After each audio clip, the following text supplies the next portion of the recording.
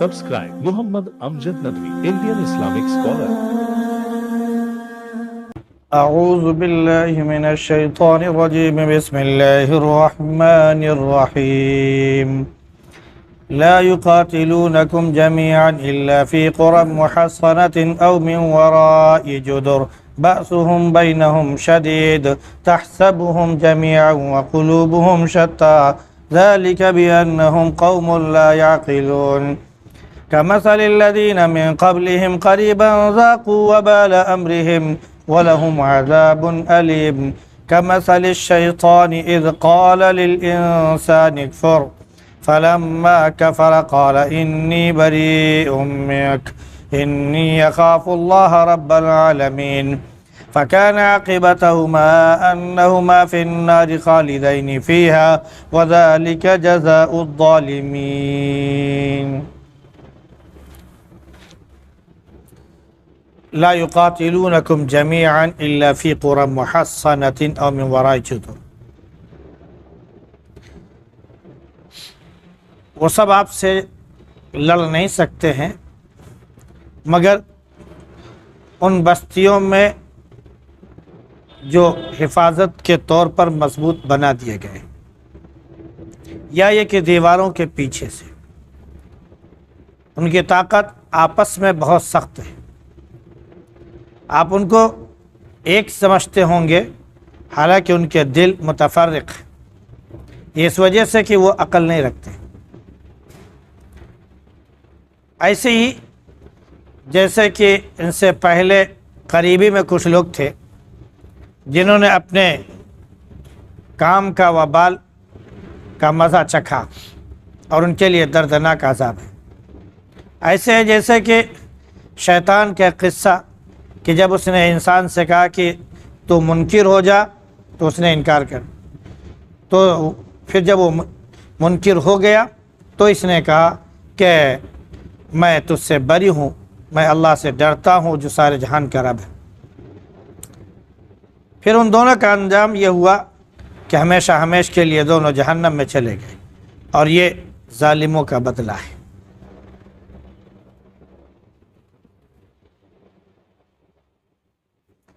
گزشتہ آیات میں منافق اور یہود ان دونوں کا ذکر تھا کہ آپس میں ایک دوسرے سے دوستی گانٹھے ہوئے تھے اور یہودیوں کو یہ منافقین یقین دلاتے تھے کہ جنگ کرو, ہم تمہارے ساتھ ہیں, اگر کسی وجہ سے نکالا جائے گا تو ہم بھی تمہارے ساتھ نکل جائیں گے.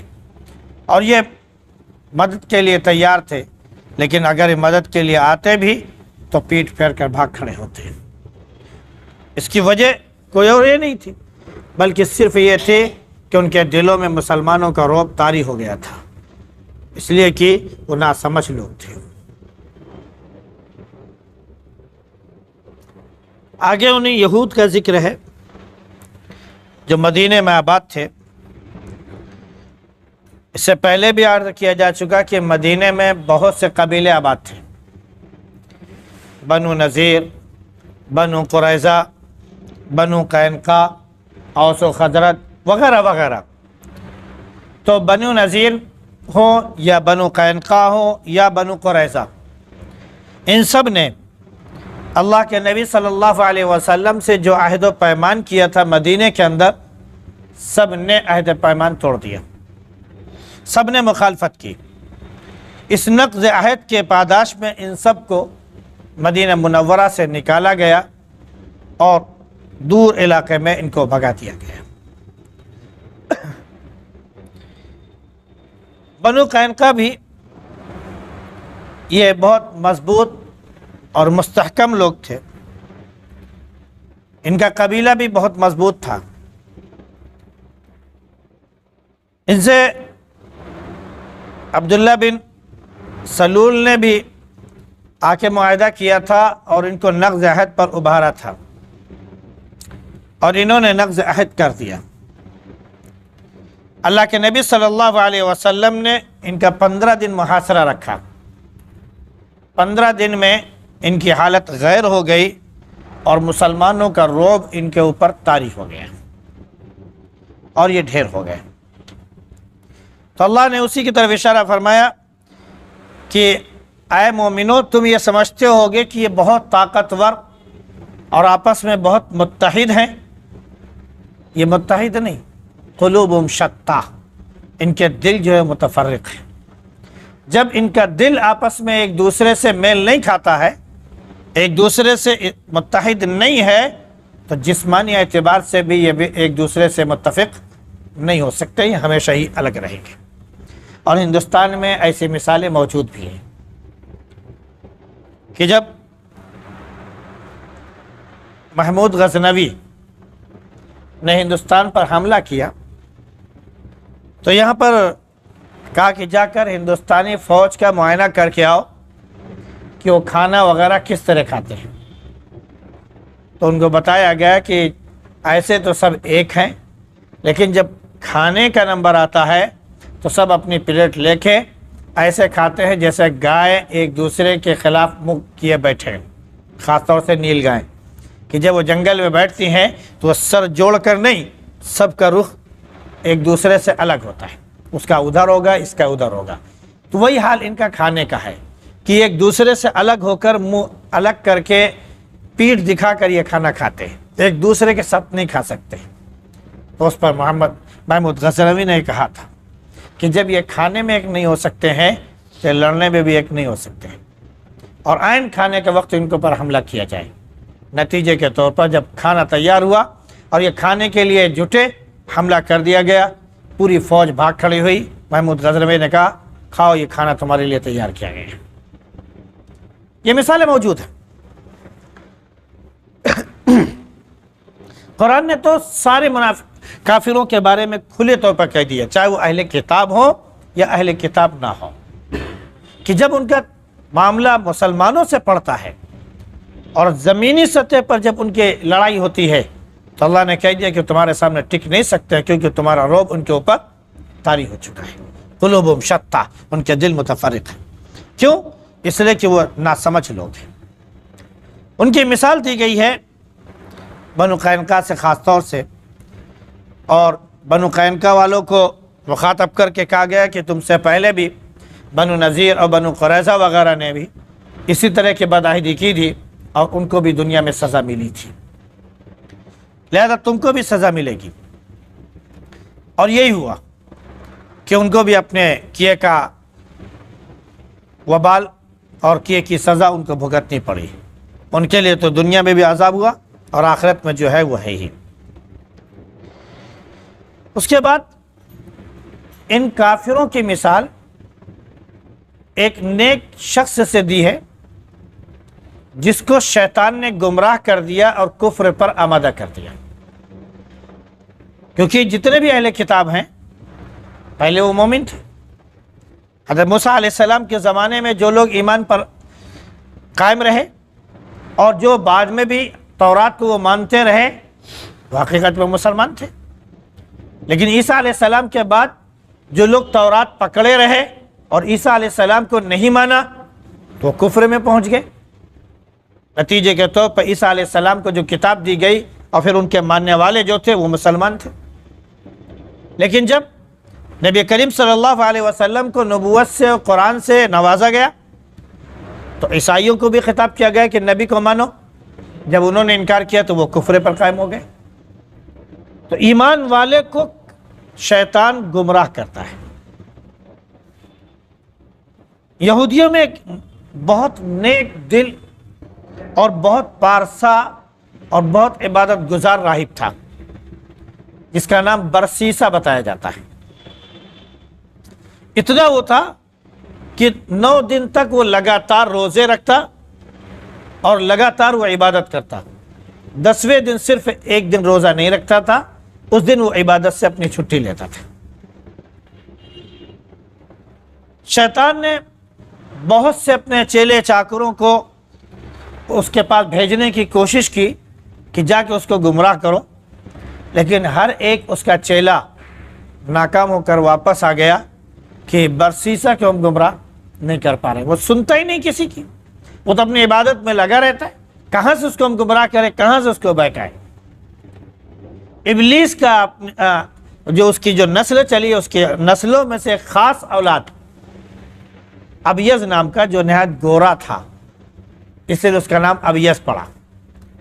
اس نے کہا کہ ہم جا کر اس کو گمراہ کریں گے،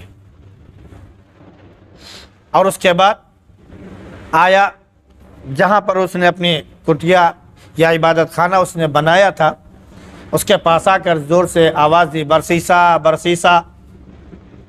اس نے سنا ہی نہیں، وہ اپنی عبادت میں مشغول رہا۔ تو اس نے کیا کیا کہ اسی کے عبادت خانے کے نیچے ہی چٹائی وٹائی بچھا کر یہ عبادت میں مشغول ہو گیا۔ 10 دن بعد جب اس نے باہر جھانک کر دیکھا تو دیکھا کہ ایک شخص جو ہے عبادت میں مشغول ہے، اور تب ترس آیا اور افسوس ہوا کہ ایسے عبادت گزار کو ہم نے جواب نہیں دیا، یہ میری تھوڑی سی غلطی مجھ سے ہو گئی، چوک ہو گئی۔ کہا کہ میں سمجھا کہ ایسے جیسے بہت سے لوگ آتے ہیں انہی میں سے تم بھی ہوگے، اس لیے میں نے جواب نہیں دیا، لیکن تمہاری عبادت دیکھ کر مجھے افسوس ہوا کہ مجھے تمہیں جواب دینا چاہیے تھا۔ بتاؤ تم کیا چاہتے ہو؟ انہوں نے کہا کہ مجھے آپ اپنے ساتھ رکھ لیجیے۔ کہ یہ نہیں ہو سکتا ہے۔ اتنا کہہ کہ اس نے دروازہ پھر بند کر لیا، اپنے عبادت میں وہ لگ گیا۔ 40 دن تک مسلسل وہ عبادت کرتا رہا، برسیسا۔ اور یہ ابیض جو شیطان تھا، اور یہ اسی جگہ پر 40 دن تک نیچے عبادت کرتا رہا۔ جب وہ 40 دن کے بعد باہر آیا تو دیکھا کہ یہ شخص مجھ سے بھی کہیں زیادہ اچھی عبادت کر رہا ہے، مجھ سے بھی کہیں اچھی عبادت یہ کر رہا ہے۔ تو اس کو بہت افسوس ہوا کہ ہم تو اتنی عبادت کرنے والے تھے اور مجھ سے اچھی عبادت یہ کر رہا ہے، میں اس کو اپنے سے دور کیے ہوئے ہوں، یہ تو بڑی افسوس کی بات ہے۔ پوچھا تم کیا چاہتے ہو؟ کہا مجھے اپنے ساتھ رکھ لے عبادت کے لیے، میں تیرے ساتھ تیرے خانقاہ میں عبادت کرنا چاہتا ہوں، تیرے کیا بولتے ہیں جو راہب کی جو جگہ ہوتی ہے اس میں رہ کر عبادت کرنا چاہتا ہوں۔ اس نے کہا آ جاؤ۔ اس نے رکھ لیا۔ اتنی اس نے عبادت کی، اتنی اس نے عبادت کی کہ برسیسا کو اپنے عبادت پر شک ہونے لگا کہ یہ تو مجھ سے بھی زیادہ نیک اور بہت شریف انسان ہے، بہت برگزیدہ ہے۔ ایک دن اچانک ابیض کہنے لگا اب میں تیرے یہاں نہیں رہوں گا، میں تو جا رہا ہوں۔ کیوں؟ تو کیوں جا رہا ہے؟ تو اتنی عبادت کرتا ہے، تیرے ساتھ میں رہتا ہوں تو مجھے بھی بہت کچھ اب سیکھنے کو مل رہا ہے، تو مت جا یہاں سے۔ کہ نہیں میں تو جا رہا ہوں، کیونکہ تیرے پاس میں آیا تھا اس لیے کہ میں تیرے پاس رہ کر اللہ کو یاد کروں گا اور کچھ مجھے حاصل ہوگا تجھ سے، لیکن تجھے تو میں تو دنیا دار پا رہا ہوں۔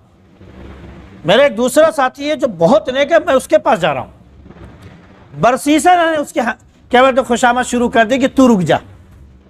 کہنے میں نہیں رکوں گا۔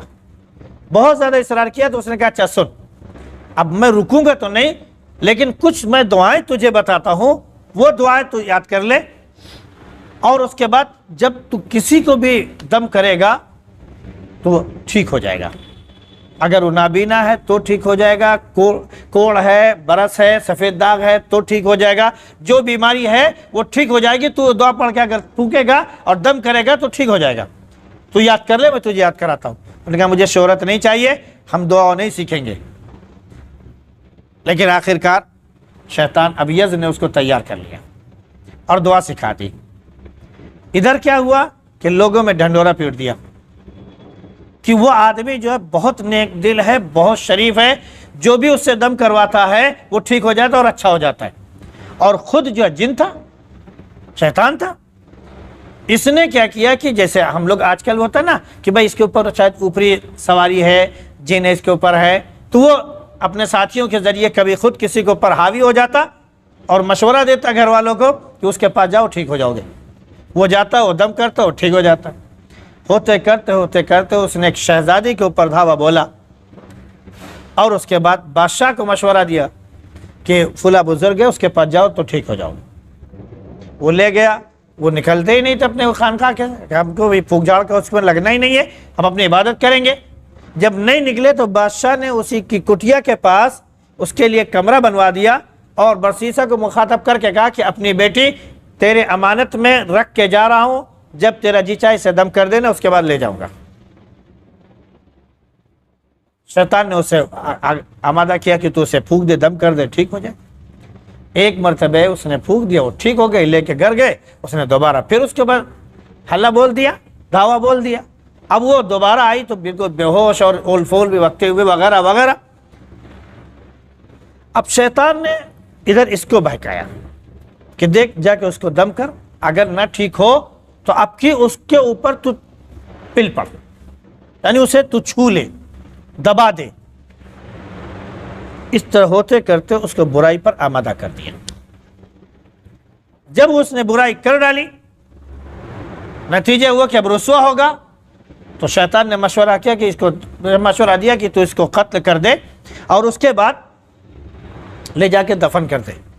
کوئی پوچھے تو کہہ دینا کہ جو اس کے اوپر جن تھا وہ اس کو اڑا کے لے کے چلا گیا, اسے میرے بس میں نہیں تھا میں اس کو روک سکوں. اس نے ویسے کہانی بنائی, اس نے وہ کہانی تیار کر لی, وہی ہوا جو شیطان نے چاہا. آخر میں شیطان نے جب اس کو برسیسا نے دفن کیا تو اس نے اس کا جو کفن تھا تھوڑا سا کھینچ کے باہر کر دیا تاکہ کپڑا نظر آ جائے. پھر گھر والوں کو خواب میں دکھا کر یہ بتایا کہ دیکھو تمہاری بہن وہاں پر موجود ہے, جا کے دیکھ لو. وہ پکڑا گیا, اس نے اپنے گناہ کا اعتراف کیا. شیطان نے اس وقت کہا انی بریء منک. پہلے تو اس نے آدمی سے کہا کہ اکفر, کفر کر, تو منکر ہو جا. جب وہ اس نے بات نہیں مانی تو اسی کا بھیس بدل کر آیا. جب بھیس بدل کر آیا فلما کفر, جب اس کو گمراہ کر دیا, کفر میں اس کو ڈال دیا, تو کیا کہہ رہا ہے انی بریء منک, اب میں تجھ سے بری ہوں, میرا تجھ سے کوئی سروکار نہیں. شیطان آخرت میں بھی یہی بات کہے گا کہ جب انسان اس کو کوسے گا اور کہے گا پروردگار اس نے ہم کو بہکایا تھا, اس نے ہم کو آمادہ کیا تھا, پروردگار اس کو دوہرا گناہ دے, دوہرا اس کو سزا دے.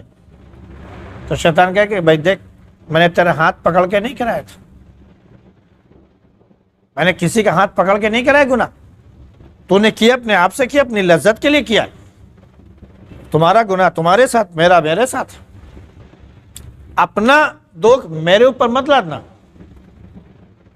میں تم سے بری ہوں, میں اپنے رب سے ڈرتا ہوں. شیطان یہاں بھی کہہ رہا, وہاں بھی کہہ رہا میں اپنے رب سے ڈرتا ہوں.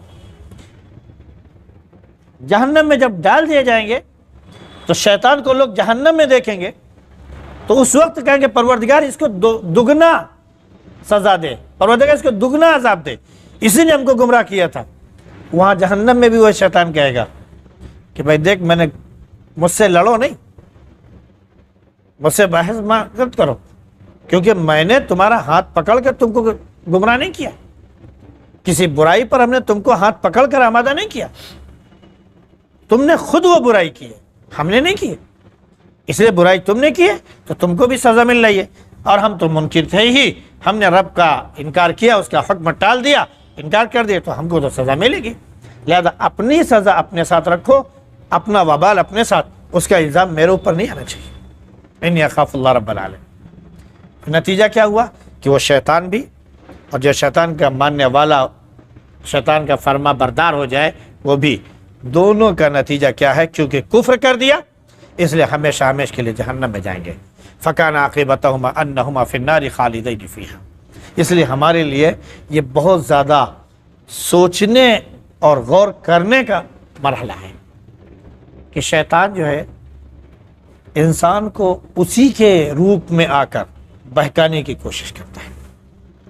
جب چاروں طرف سے وہ ہار جاتا ہے, دیکھتا ہے کہ اب میں نے اس کو ورغلانا شروع کیا, بہکانا شروع کیا, لیکن یہ کہیں سے ہمارے ہتھے نہیں چل رہا ہے, تو شیطان اسی کا لبادہ اوڑھ لیتا ہے, اسی جیسا بن جاتا ہے, اس سے اچھا بن جاتا ہے. پھر اس کے بعد اس کے اندر عجب پیدا کرتا ہے, نتیجے کے طور پر اس کو گمراہ کر دیتا ہے. تو شیطان کہیں نہ کہیں سے ہر اعتبار سے وار کرتا ہے, جو اس کے جھانسے میں آ گیا پھر وہ برباد ہو جاتا ہے, اس کو اپنے کیے کا مزہ پھر چکھنا پڑتا ہے. اور یہی ظالموں کا بدلہ ہے. اللہ رب العزت ہم سب کو شیطان کے حیلوں سے, اس کے مکر سے, اس کی چالوں سے, اس کے وسوسوں سے اور اس کے تمام طریقوں سے اللہ ہم سب کی حفاظت فرمائے, اور ہمیشہ اپنے حبیب صلی اللہ علیہ وسلم کے طریقے پر اور قرآن کے مطابق زندگی گزارنے کی توفیق نصیب فرمائے.